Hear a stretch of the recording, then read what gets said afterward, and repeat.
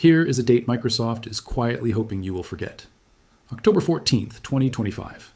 That was the day the most used desktop operating system in human history was declared dead. There was no breaking news banner, no moment of silence, no siren. Just a final update labeled KB5066791, pushed silently onto hundreds of millions of machines around the world, and then nothing. No more security. Patches. No more fixes. No more support. The system that ran your bank, your school, your hospital, your office, switched off overnight. And here's the part that should make you uncomfortable. Most people didn't even notice. So before we go any further, let me ask you something. If a single company can pull the plug on the software running on more than half the world's computers, and almost nobody reacts, then who is actually in control here? You or them? Hold that question, because everything that follows depends on it.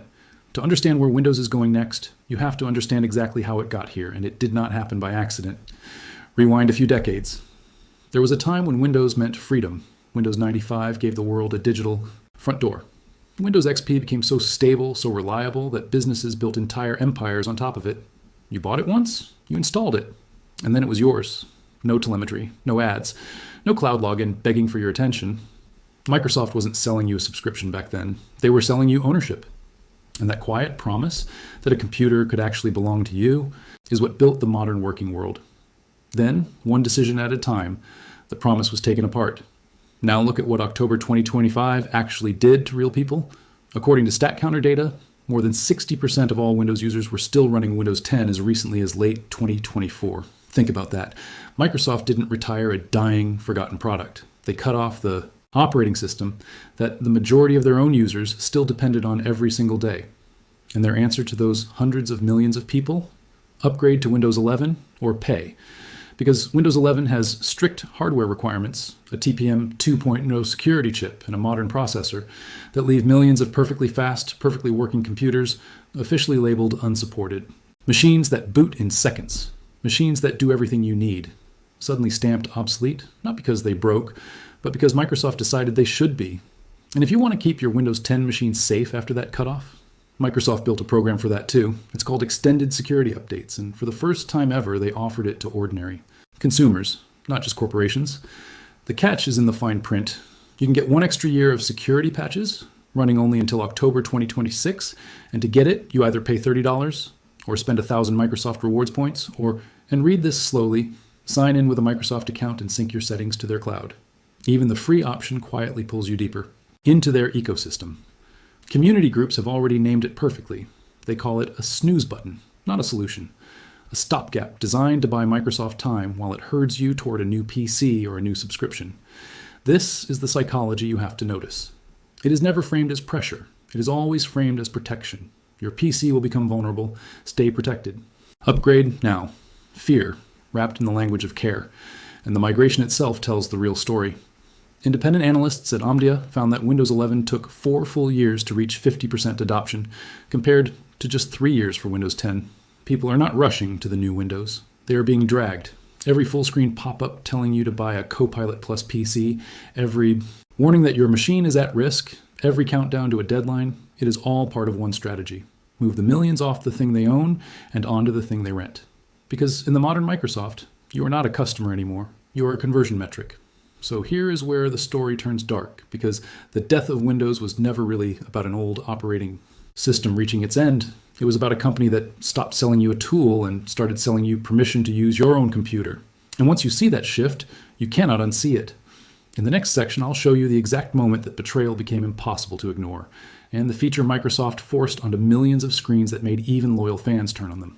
The moment the betrayal became undeniable had a name. It was called recall. Picture this. In 2024, Microsoft unveiled a feature that would take a screenshot of everything you did on your PC, every message, every password field, every private document, every window you opened, and store it so an AI could search your entire digital life. Microsoft called it a revolutionary productivity tool. Security researchers called it something else. They demonstrated that Recall's local database was left so exposed that any piece of malware could quietly walk in and steal a complete visual diary of your existence. The backlash was so severe that Microsoft delayed the feature by an entire year.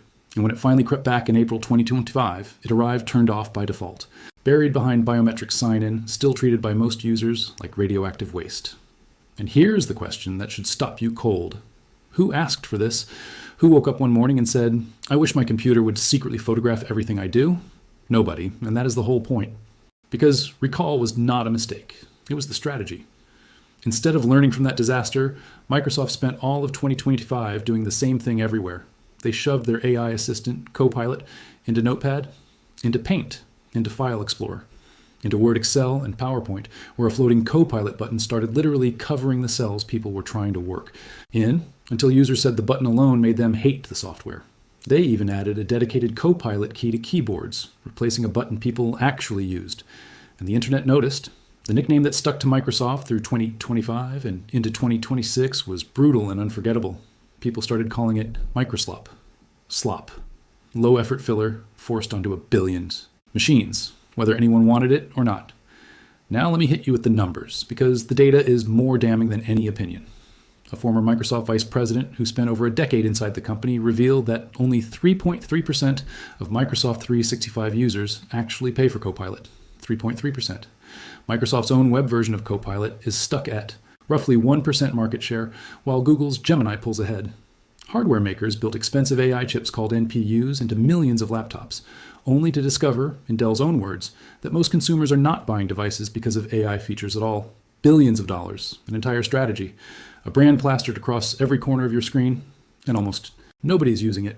So ask yourself, if the customers don't want it, and the customers aren't paying for it, then who exactly is Windows being built for now? The answer is not you. It is the shareholders who need to see a return on the AI money. And when people finally pushed back, we got the clearest confession yet. In November 2025, the president of Windows, Pavan Davuluri, went online and described the future of Windows as an agentic operating system, a system where AI acts on your behalf.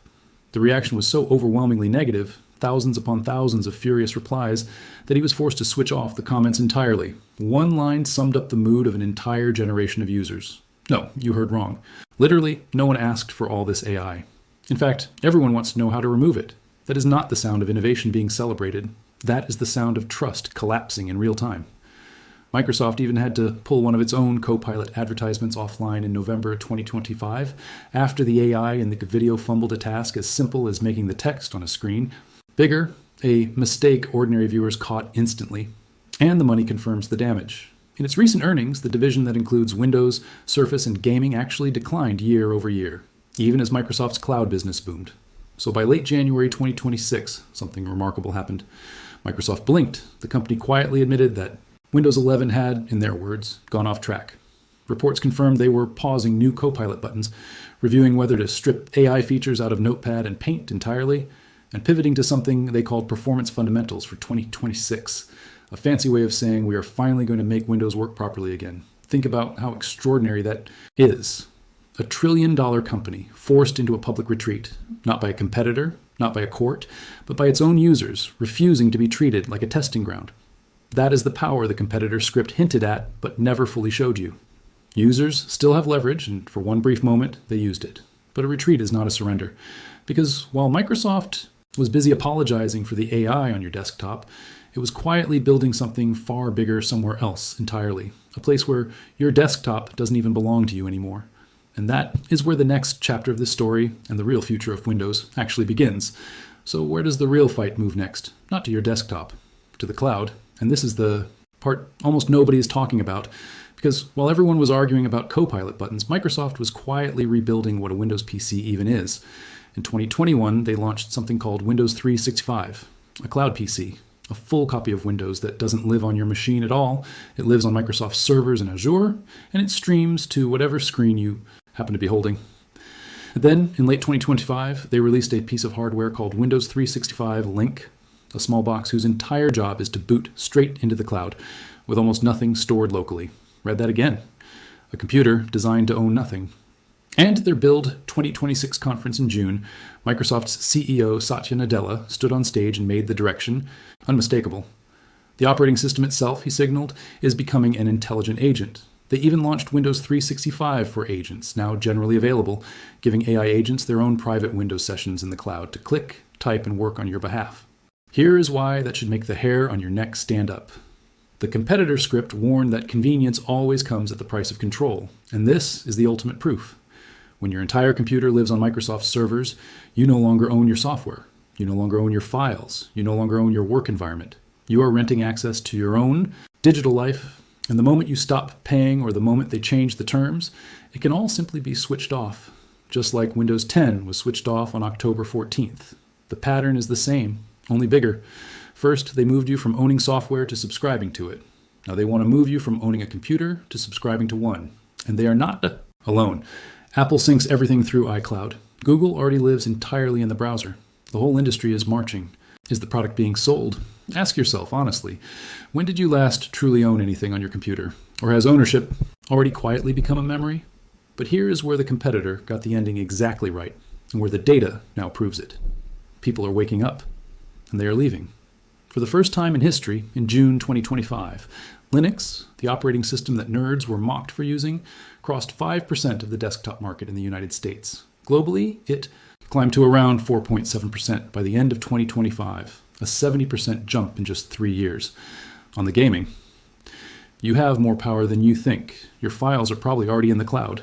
Your email, your documents, your projects, most of it already runs in a browser tab, which means the operating system underneath has never mattered less. The wrapper is interchangeable.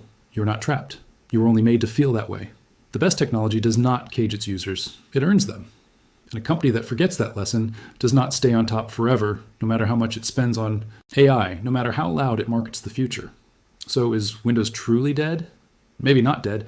Maybe just becoming something unrecognizable, drifting out of relevance the moment it stopped listening to the people who built its empire. History is brutally clear on this. When a company forgets why people loved its product, that product eventually stops mattering. Windows taught the whole world how to use a computer. And now, in its final act, it is teaching us one last lesson that nothing, no company, no platform, no empire, lasts forever, and that it might finally be time to take back a little of the control we spent decades handing away. So now I want to hear from you. Do you think Microsoft can still turn this around, or is the Windows we grew up with already gone for good? And be honest, are you upgrading, paying, or finally walking away? Tell me in the comments. And if this opened your eyes even a little, subscribe, because the next chapter of this story is only just beginning. So where does the real fight move next? Not to your desktop, to the cloud. And this is the part almost nobody is talking about, because while everyone argued about Copilot buttons, Microsoft was quietly rebuilding what a Windows PC even is. In 2021, they launched Windows 365, a cloud PC, a full copy of Windows that doesn't live on your machine. It lives on Microsoft's servers in Azure, and it streams to whatever screen you happen to be holding. Then in late 2025, they released a piece of hardware called Windows 365 Link, a small box whose entire job is to boot straight into the cloud, storing almost nothing locally.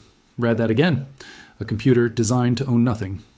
And at their Build a 2026 conference in June, Microsoft's CEO Satya Nadella stood on stage and made the direction unmistakable. The operating system itself, he signaled, is becoming an intelligent agent. They even launched Windows 365 for agents, now generally available, giving AI agents their own private Windows sessions to work on your behalf. Here's why that should make the hair on your neck stand up.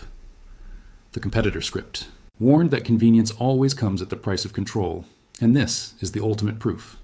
When your entire computer lives on Microsoft's servers, you no longer own your software. You no longer own your files. You no longer own your work environment.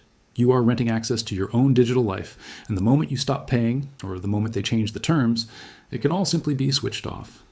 Just like Windows 10 was switched off on October 14th, the pattern is the same, only bigger. First, they moved you from owning software to subscribing to it. Now they want to move you from owning a computer to subscribing to one. And they are not alone. Apple syncs everything through iCloud. Google already lives in the browser. The whole industry is marching toward one future, where your device is disposable, your subscription is permanent, and your identity is the product being sold. Ask yourself honestly, when did you last truly own anything on your computer? Or has ownership already quietly become a memory? But here is where the competitor got the ending exactly right, and where the data now proves it. People are waking up, and they are leaving. For the first time in history, in June 2025, Linux, the operating system nerds were mocked for using, crossed 5% of the desktop market in the United States. Globally, it climbed to around 4.7% by the end of 2025, a 70% jump in 3 years. On the gaming platform Steam, Linux hit an all-time record above 5% in March 2026. Small numbers, yes, but they are the fastest growth this 30-year-old system has ever seen. And every point is powered by people fed up with exactly what we have described. New arrivals like Zorin OS and Linux. Mint now look and feel so much like Windows that families are moving 3, 4, 5 machines at a time and never coming back. Entire governments are moving too. A German state has already ripped Microsoft out of its public offices and replaced it with Linux in the name of digital sovereignty. This is no longer rebellion. It is a quiet, steady exodus. And here is the truth. The giants do not want you to internalize. You have more power than you think. Your files are probably already in the cloud. Your email, your documents, your projects, most of it already runs in a browser tab, which means the operating system underneath has never mattered less. The wrapper is interchangeable. You're not trapped. You were only made to feel that way. The best technology does not cage its users. It earns them.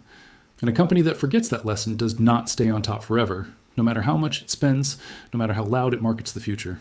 So is Windows truly dead? Maybe not dead. Maybe just becoming something unrecognizable, drifting out of relevance the moment it stopped listening to the people who built its empire.